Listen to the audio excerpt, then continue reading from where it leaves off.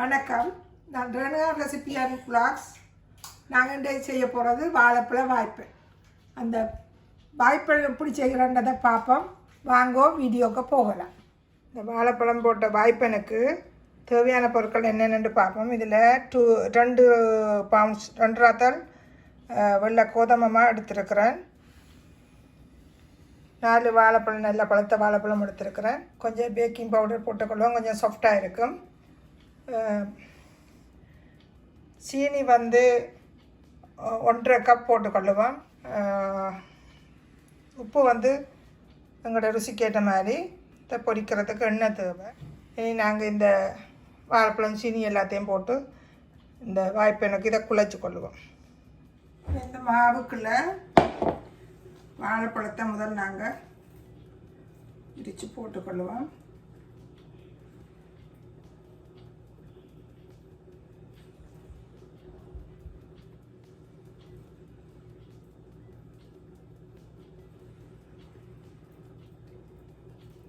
இப்போ இந்த வாழைப்பழம் எல்லாம் முறித்து போட்டாச்சு.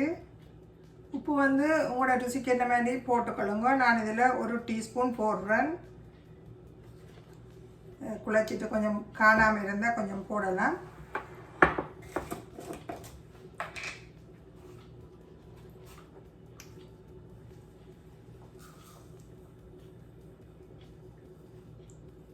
ஒரு கப், 1/2 கப், 1.5 கப் போடுறேன். 1/2 டீஸ்பூன் அளவு பேக்கிங் பவுடர் போட்டுக்கொள்கிறேன். கணக்கு போட தேவையில்லை. சும்மா நார்மலாகவே கொஞ்சம் நேரம் குழைச்சி வச்சுட்டு கொஞ்சம் நேரம் வளர்த்தியெல்லாம் அப்படி வச்சு போட்டு சுட்டால் பேக்கிங் பவுடர் போடாமலே சுடலாம். ஆனால் கொஞ்சம் கூட சாஃப்டாக இருக்கும் பேக்கிங் பவுடர் போட்டாண்டபடியாகத்தான் நான் போட்டிருக்கிறேன். இனி இந்த வாழைப்பழம் இதுகள் எல்லாத்தையும் நல்லா சேர்த்து குழைச்சி கொள்வோம். முதலாவது குழைச்சி போட்டு கொஞ்சம் தண்ணி விட்டு குழைச்சி எடுத்துக்கொள்வோம். நல்லா பழுத்த வாழைப்பழம் வந்தபடியாக கையால் நசிக்கவே எல்லாம் நசிஞ்சு நல்லா கரைஞ்சி வரும். அப்படி இல்லைன்னு சொன்னால் நீங்கள் பிளண்டரில் போட்டு அடித்து போட்டு இதுக்குள்ளே அப்படியே வாழைப்பழத்தை லிக்விட் மாதிரி அடித்து போட்டு இதுக்குள்ளே ஊற்றி போட்டு குழைக்கலாம். இது கொஞ்சம் கலந்து வந்தாச்சு. இதுக்குள்ளே நாங்கள் தண்ணி விட்டு குழைச்சிக்கொள்வோம். கொஞ்சமாக இதுக்குள்ளே நாங்கள் தண்ணி விட்டு குழைச்சிக்கொள்வோம்.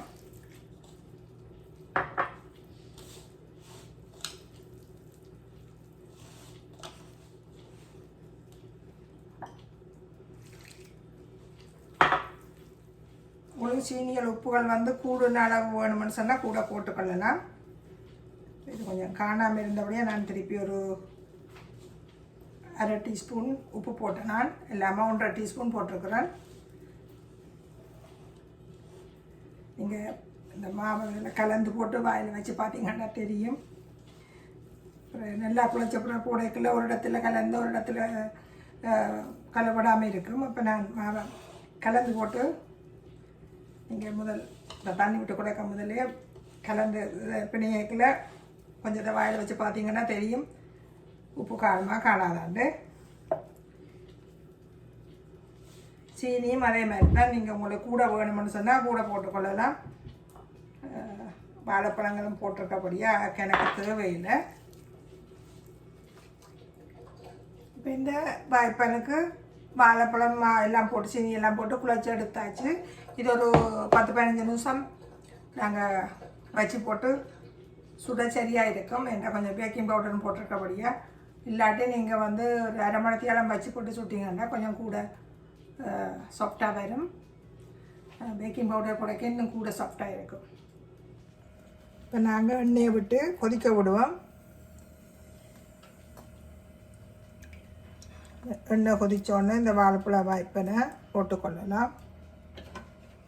இந்த எண்ணெய் கொதிச்சிட்டது. நாங்கள் வேணுமென்னு சொன்னால் இந்த மாவில் ஒரு சின்ன துண்டு எடுத்து போட்டு பார்த்தாலே தெரியும். நல்லா கொதிச்சிட்டது. இந்த வாய்ப்பனை போட்டுக்கொள்வோம்.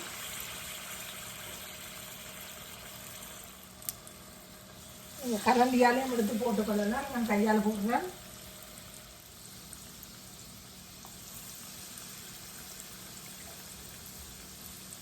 கையிலமா ஒட்டிச்சாக்க அப்படி நீங்கள் ஒரு சின்ன கிண்ணத்தில் தண்ணி எடுத்து போட்டு இப்படி கையால் போடுறோன்னு சொன்னால் அதில் கையை தண்ணியில் நினைச்சி போட்டு எடுத்தால் மா வந்து கையில் ஒட்டாமல் அந்த போடக்கூடிய சுகமாக போடக்கூடியதாக இருக்கும். அப்படி இல்லை கரண்டியால் போட போகிறீங்கன்னாலும் ஓகே, கரண்டியாலையும் போடலாம்.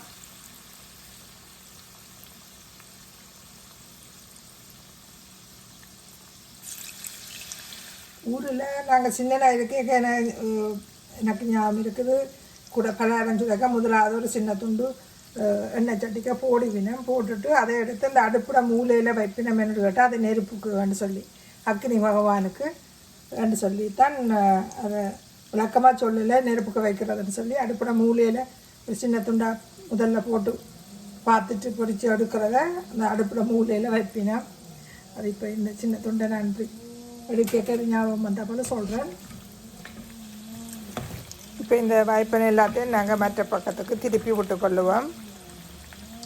ஊரில் நாங்கள் இருக்க சின்ன பிள்ளையில் இருக்க இருந்து பார்த்துட்டு இருந்த எத்தனையோ விஷயங்கள் வந்து அவியல் வந்து எங்களுக்கு வடிவாக விளக்கமாக ஒன்றையும் சொல்லாமல் சும்மா அரைகுறையான விளக்கங்களோட தான் சொல்லியிருக்கணும். நாங்கள் இப்போ யோசிச்சு பார்க்க அது வந்து ஒரு அவனுக்கு வைக்கிறதா இருந்தாலும் முதலாவது வந்து அவையில் அந்த எண்ணெய் கொதிச்சுட்டான்னு பார்க்கத்தான் அது உண்மையாக அதை போட்டு முதல்ல ஒரு சின்ன துண்டாக போட்டு பார்த்துருப்பினோம். இப்போ அதை எடுத்து முதலாவது அந்த அடுப்புட மூலையில் வச்சிருப்பீங்க, அடுப்பு கல்லுக்கு மேலே அல்லது அடுப்புட இதிலுமே வச்சு தான் வச்சு போட்டு தான் சுடுறது. அந்த பலகாரங்கள் சுடையக்க பார்த்துருக்குறோம். நீங்களும் அப்படி கவனிச்சிங்கன்னு சொன்னால் கவனிச்சிருந்தீங்கன்னா தெரியும். உங்களுக்கும் இப்படி தாய்நாள் இருக்க செய்கிறதெல்லாம் பார்த்து அனுபவங்கள் இருந்தால் அதை கமெண்ட்ஸில் போடுங்கோ.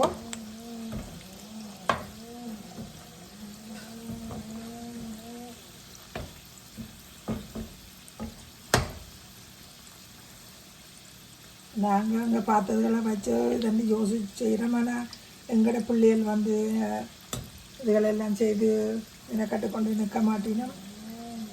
வேறு சாப்பாடுகள் ஃபாஸ்ட் ஃபுட்லேயே போய் கொண்டு இருக்குது.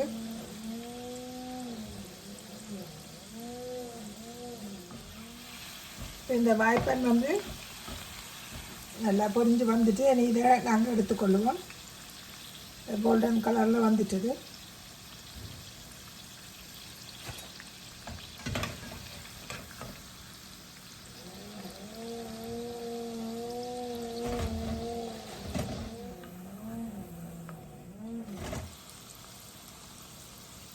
இதே மாதிரி நாங்கள் மிச்சமாக இருக்கிற எல்லா மாவையும் போட்டு பொரிச்சு எடுத்துக்கொள்ளுவோம்.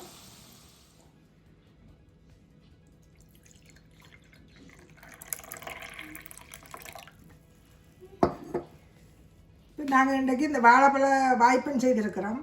இந்த வாழைப்பழ வாய்ப்பனோட சாப்பிட்டு ஒரு பிளேண்டியும் குடித்தா அந்த மாதிரி இருக்கும். இப்போ வாழைப்பழ வாய்ப்பன் வந்து எல்லாருமே இலகுவாக செய்யக்கூடியது. நாங்கள் வீட்டில் யாருமே செய்து கொள்ளலாம். ஒரு ஸ்நாக்காவோ அல்லது காரமாக இப்படி சாப்பாடுகளாகவும் சில பேர் சாப்பிட்றது வாய்ப்புள்ளதில் இப்போ ஈஸியாகவே செய்யக்கூடிய ஒரு பலகாரம். இதை நீங்களும் செய்து ருசித்து பாருங்கள். உங்களுக்கு இந்த வீடியோ பிடிச்சிருந்தா லைக் பண்ணுங்கோ, ஷேர் பண்ணுங்கோ, சப்ஸ்கிரைப் பண்ணுங்க. இதை வாழைப்பழ வாய்ப்பேனை இந்த மறுபடியும் வந்து டேஸ்ட் பண்ணி பார்த்து சொல்ல போகிறேன். எப்படி அண்டு எடுத்து சாப்பிட்டு பாருங்க. அதை சாப்பிட்டு பார்த்துட்டு தான் சொல்லுவோம்.